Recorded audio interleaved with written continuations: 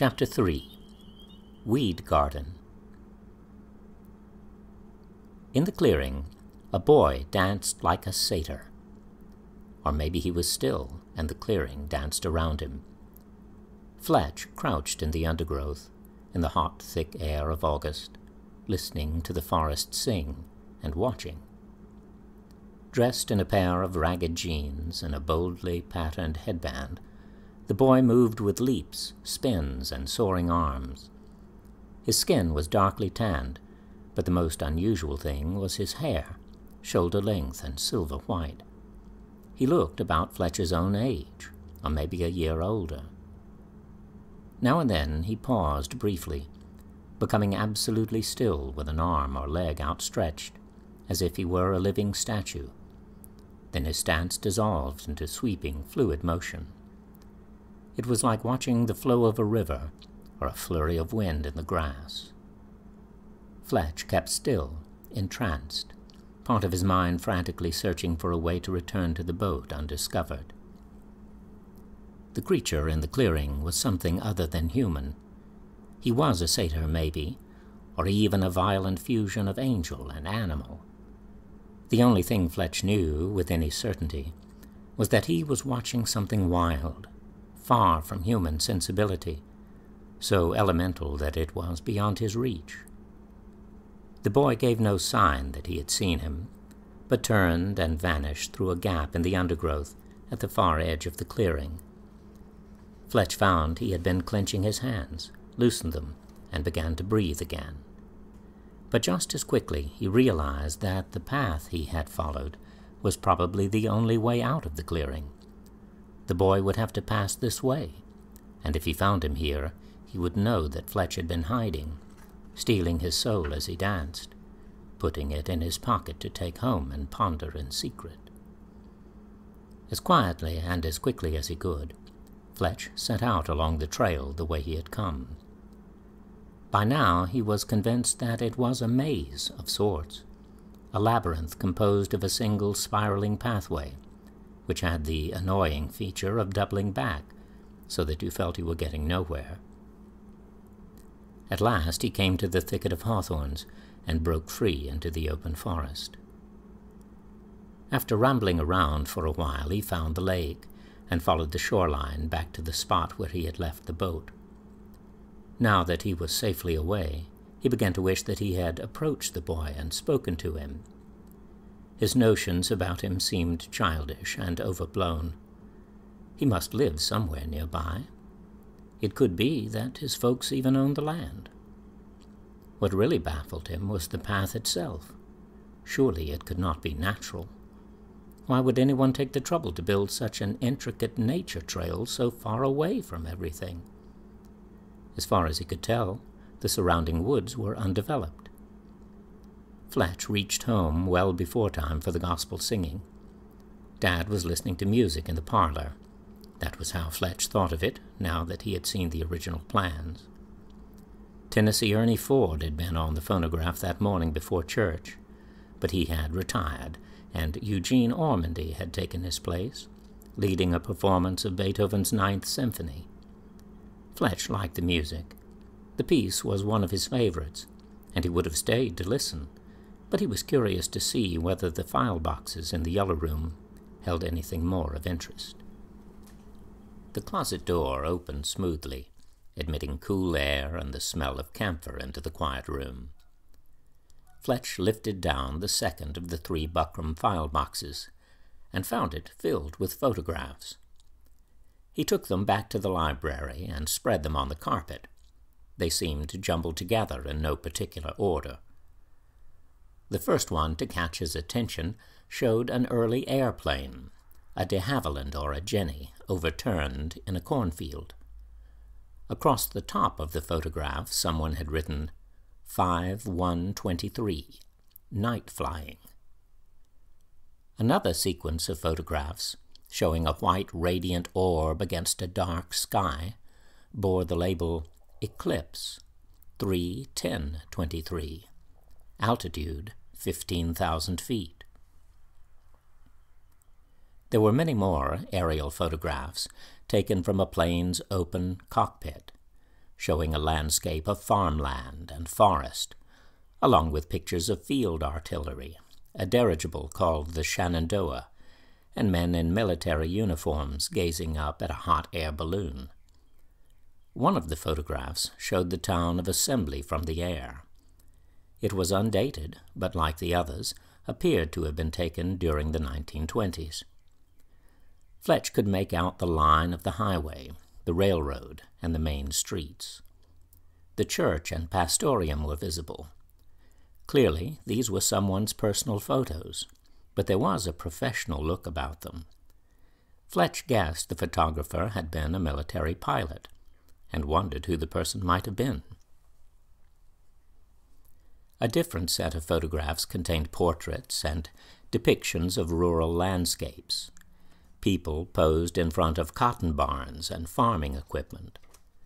One showed a group of children being baptized in a stream. He noticed that two of the photographs were stuck together, and he gently separated them. The first was of a group of girls in white dresses dancing around a maypole. The second showed a group of people gathered around the base of a huge tree. They seemed to be leading a girl by the hand. Was it some kind of game? For some reason, the photograph unnerved him. Fletcher's reverie was broken by his father's knock at the library door. "You've fixed this place up splendidly," Mark exclaimed as he looked over the shelves.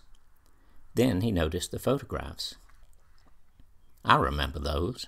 Where'd you find them? I haven't seen them for years."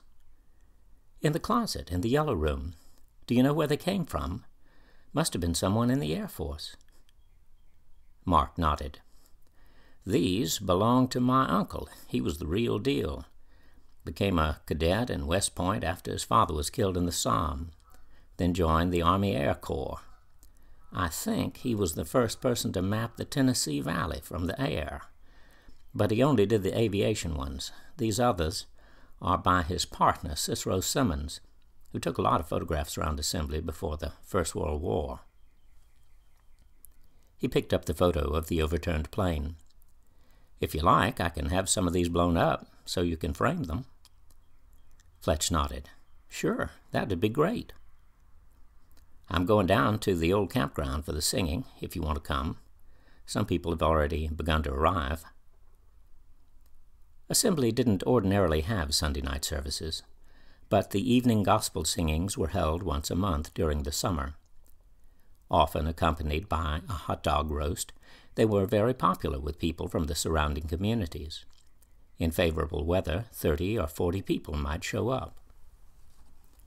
The odd thing was that Assembly had no choir, no gospel group, not even a part-time quartet. All the music for these affairs was purely congregational, unless someone happened to bring along a guitar or banjo. Mark Forrester's first Sunday as pastor had been selected as the date for August, so that people would have the chance to meet and talk with him and find out whether he had gotten citified or not. People gathered in a field some distance from the main road, where in days gone by week-long camp meetings had been held. They brought along folding chairs, beach towels, and plastic cushions emblazoned with football slogans. Several men got a fire going in the pit to prepare the burgers and hot dogs. 4x Banks began roasting whole ears of Silver Queen corn, while everybody else set up their gear in a big half-circle by the pavilion. Fletch had enjoyed several of these events in the past. They were held in the long descent of the day, when late afternoon relaxed into evening. Sometimes he would slip away and listen to the singing from the far edge of the field. It gave him comfort to know that he could come and go as he pleased, and still the voices would continue until the last of the light had gone.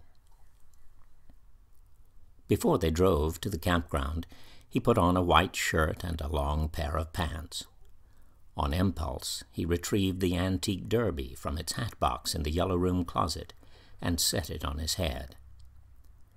"You look like you stepped right out of one of those photographs," his father said with a chuckle. "It suits you." People greeted him warmly, and he felt as if he were being welcomed as a member of the true family of Assembly. Callie Nelms hailed him, and Susanna ran up to give him a hug. Fletch strolled along beside his father as he greeted visitors from the nearby towns. When the singing started, he went to sit beside Betsy Weathers. She acknowledged his presence with a nod, but said nothing. She had set her metal folding chair beneath a tree, which Fletch remembered had been called the Sabbath Oak. "Would you like a hot dog?" Fletch offered. "I think they're about ready now." She shook her head. "Can't abide them. I come for the music, not the food. Humnine music is what we used to call it when I was a girl." "Did they have these singings back then, too?" "Yes, every summer. It's been a tradition since before the Civil War." Fletch tried to keep from staring at her. Betsy sat primly in her chair, feet together. She had on a plastic sun visor, which cast a deep green shadow over the upper half of her face. Her hands, clasped in her lap, were scarred, perhaps from some long-ago accident. "You've been out in the woods, I see," she said, observing the scratches on his arms and legs. "Yes, ma'am. I rode across Moon Lake this afternoon, over to one of the inlets across from the pastorium." "That would be part of the old harbor plantation," she said reflectively. "Captain Harbor and Miss Louise run the cooperative here in town, and they still own all that land." They had to drop the conversation because the singing had begun. Yet Fletch was curious to hear more. With her evident knowledge of the area, maybe Betsy could tell him about the maze and the pale-haired wood god who came to dance there on Sunday afternoons. Once, in Atlanta, Fletch had attended a concert of shape note singing, and the music tonight made him think of that, though the harmonies were more fluid and spontaneous. As it began to grow dark, he felt a change of mood creep in from the forest around them. He looked sidelong at Josh Avery, seated on the left. He held his cap twisted in his rough hands, and was rocking slowly from side to side. As he sang, his lips barely moved. His eyes were both vacant and intent, as if he saw visions moving in the fire. All around him, people were trance-like. Voices joined, completely and willingly captivated by the spirit of the night. "Brethren, see poor sinners round you, slumbering on the brink of woe. Death is coming, hell is moving, can you bear to let them go? See our fathers and our mothers, and our children sinking down. Brethren, pray, and holy manna will be showered all around." "What do you see?" The question came into his mind, as if from a great distance.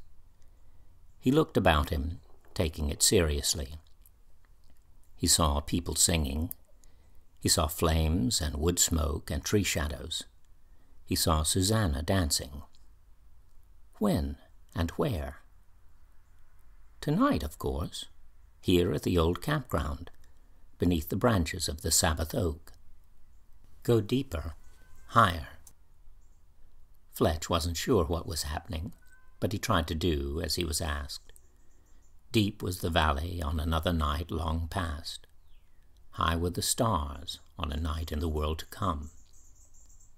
He looked at the trunk of the Sabbath oak and saw that it was red with blood. He closed his eyes, suddenly frightened. "I don't want to see." But he could see, he realized, if he ever really needed to, and that was important. It was after dark when the singing drew to a close. The men extinguished the fire and began loading the trucks and cars. As the sparks spiraled skyward, the night wind sprang up, sighing through the pines in words of unfocused grief. Fletch breathed it in, feeling tight inside and lonesome. Warily he scanned the thick darkness under the trees for a glimpse of any fey woodland creatures who might be feeling lonesome too, but the night had only frogs and crickets to offer. He helped Betsy to fold up her chair and carried it to Josh Avery's pickup truck. "Does anyone else still live near there?"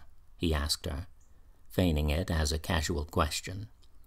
"Near that old plantation?" "There are the Kendalls," she said after a moment. "Elizabeth Kendall and her son, Silver. She's Cherokee. The boy's about your age, 16, I believe." She got into the truck to wait. As the rest of her family approached, she looked at Fletch intently. "Silver's an unusual boy. He spends a lot of time in the woods. I think he's got more use for critters than he has for people." Silver Kendall. A strange name for a strange boy. A boy with silver hair. After they returned to the house, he lingered on the porch. Then, drawn by the moonlight, he skirted the edge of the yard. The shadowy stones in the cemetery were limned with brightness. The iron railings glimmered. A whippoorwill called somewhere close, but within the fringe of the forest.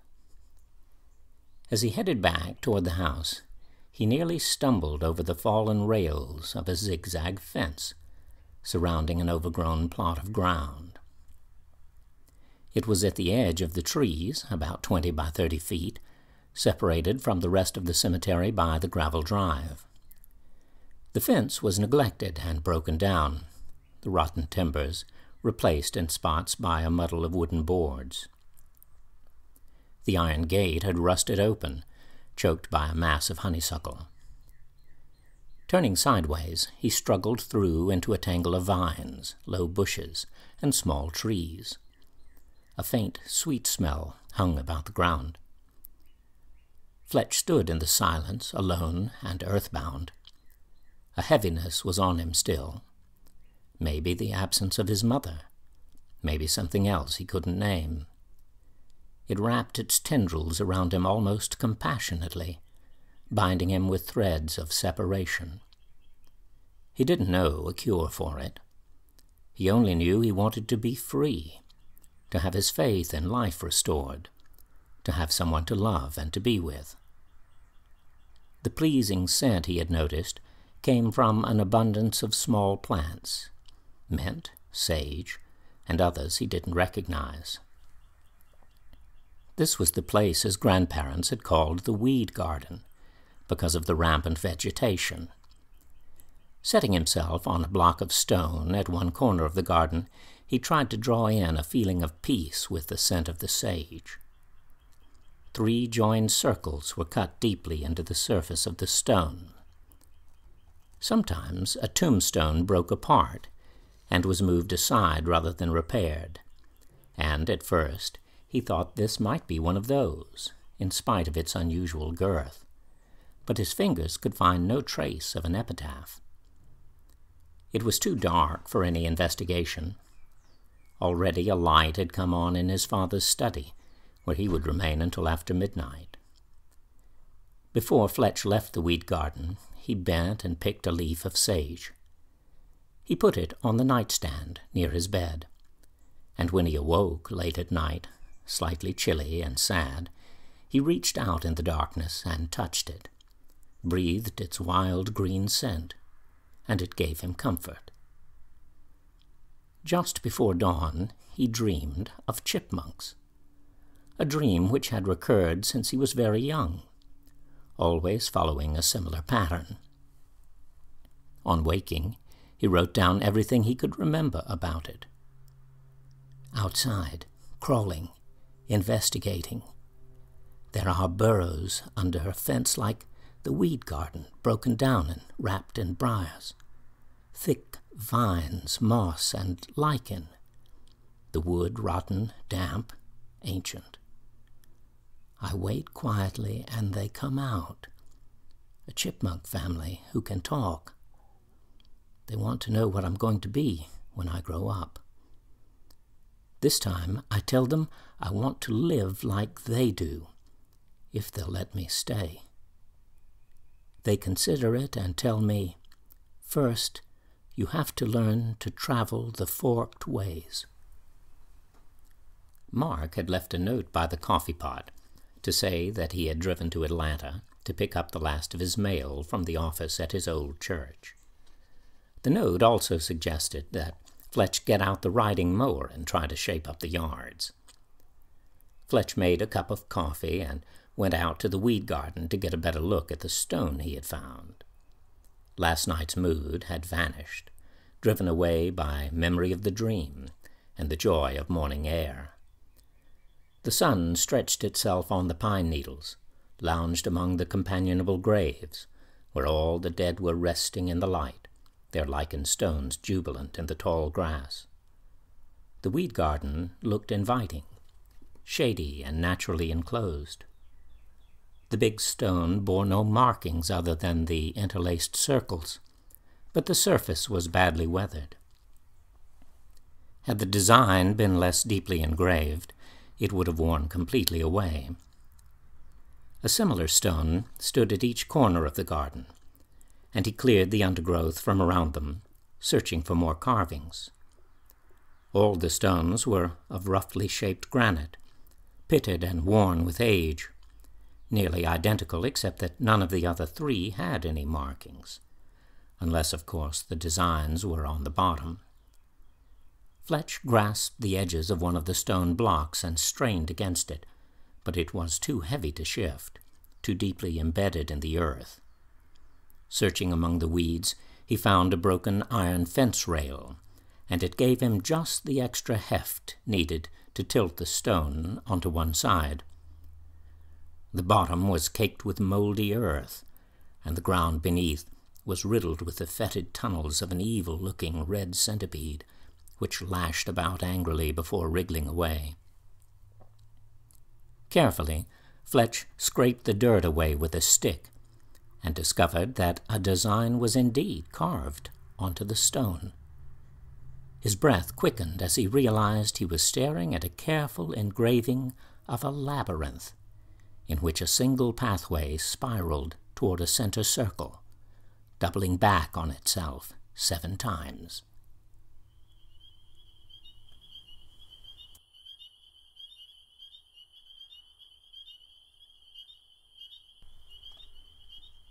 In the wind. Betsy Weathers stood on her front porch, sipping a cup of heavily sweetened Sanka and looking down Willow Street. The morning was refreshingly cool, and she wanted to get her walk in before the heat became oppressive. Testing the air as a deer might, she took time to judge the direction of the wind, the sound of voices, the various hints of contentment or unease. There was trouble at Cotton Will's house, but lately that was often the case. From somewhere in the forest came a clank of machinery, an odor of ash, of a fire gone dead. Josh was off to work, Florence still asleep. Sawing away at the slumber mill was the quaint way Josh put it. She reached out deeper into the distance. An accident near Oak Hollow. A boy there assisting someone hurt, trying to get to the back field. A woman like herself was helping them.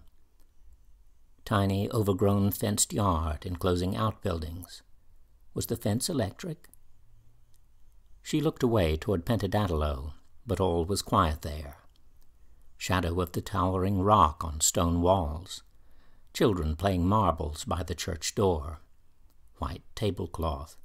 Someone sorting fragments of Neolithic pottery with Stentonello markings.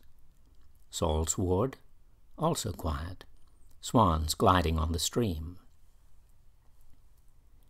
Betsy kept to the sidewalk on her way into town, walking slowly, but keeping a steady pace. At least this morning she didn't need a cane. At the mill she paused, watching the water wheel in its pleasant, purposeful rotation, the rush and splash of the stream delighting her.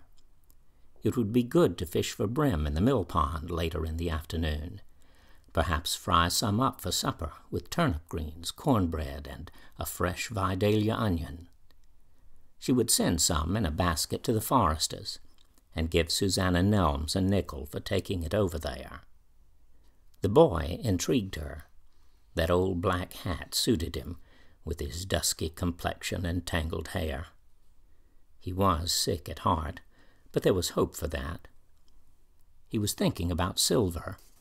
Must have noticed him recently in town. A telephone call might help. Then again, perhaps not. Better to wait for the wind. Something else was in the wind. Something unwholesome. She heard Susanna's laughter from an open window of the mill, her father's deep voice booming over the sound of the mill race, and she prayed for them. She had returned the bottles to Doc last night after his talk with Mark. Throughout the walk, these thoughts flowed through Betsy's mind, and she gave them only as much attention as they required. The present realities were the sun warming the sidewalk, the sounds of the waking town, a quiet Monday morning in one of the world's backwaters. People scarcely noticed her, but as she passed, their worries eased, and in the bad places glimmers of hope intruded, like dandelions springing up among the brimstone.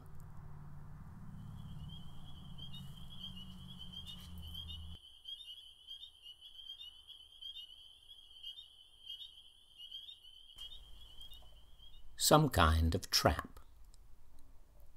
Josh Avery eased the blade of his chainsaw up through the heavy branch in a clean, steady undercut. The husky growled contentedly, sending out a plume of sawdust in a soft sweep. But before the cut was finished, he saw the saw had begun to smoke. Josh stopped to mop his brow with a red shop rag. "Landry," he shouted, "get me that jug of bar and chain oil off the truck." Landry Y. lifted a hand in acknowledgment and climbed up the steep bank to the trail where they had parked the pickup. In the distance, Josh could hear other saws at work, and the grinding roar of the big logging truck returning for another load. He set his saw on the stump to cool. To his left, Vagabond Creek made its lazy way through the bottomland toward the swamp. Josh could see the work of beavers on many of the smaller trees, several of which had been gnawed completely through. He recalled his grandchildren's fascination with the pointed sticks he had brought home the week before. The bank was steep here, a vertical drop of about 6 feet from the forest floor to the stream bed. It looked as if the water had worn its way through a small oxbow. He noticed what appeared to be a circular pattern of roots enclosing a flat white stone, and bent to look closer. The stone looked like an artifact, a grubbing hoe, or perhaps the head of a tomahawk. Curious, he worked it free of the red clay. Iron jaws erupted from the earth and sprang together with a snap, cutting deep into the flesh of Josh's forearm. He had time for an instant of intense puzzlement before the pain hit him like a thunderbolt. It was some kind of animal trap, he realized, but bigger than most he had seen. He struggled to free himself with his left hand, but every movement caused the teeth of the trap to dig more deeply into his flesh, and his hands were slippery, covered with blood in a matter of seconds. Josh let out a pained breath as the teeth of the trap ground against bone. He pushed a broken branch between the jaws and wedged them apart far enough to work his arm free. Quickly he removed his shirt and bound it around the ragged wound. He looked at the striped bands of red and yellow clay, layers of sediment where the stream bank had fallen away. The trap looked as if it were embedded in earth that hadn't been disturbed for the better part of a century. It shouldn't have closed, should have been frozen in place as a mass of rust. Landry Y. skidded down the hill. "You hurt?" "Hell, yes, I'm hurt. Get me to Doc Merritt's before I bleed to death." "What happened?" "Some kind of trap." A plane passed overhead, leaving a trail of vapor across the clear morning sky. Well, isn't this a sight? Josh thought. It's 1980. There are jets flying overhead, and I just got caught in an animal trap that some fool set 100 years ago. Too close to the swamp, Landry told him. Told you that in the beginning. He helped Josh up the slope. Come on, if you faint, I sure as heck ain't hauling you out.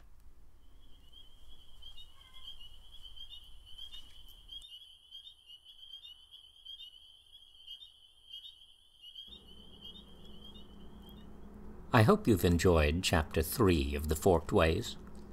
Chapter 4 will follow next week. This recording was produced by R.J. Williams, who also provided the music. The artwork is by Virginia Williams. I'm Beau Farr. The book and recording of The Forked Ways are copyright 2018 by Beau Farr. All rights reserved.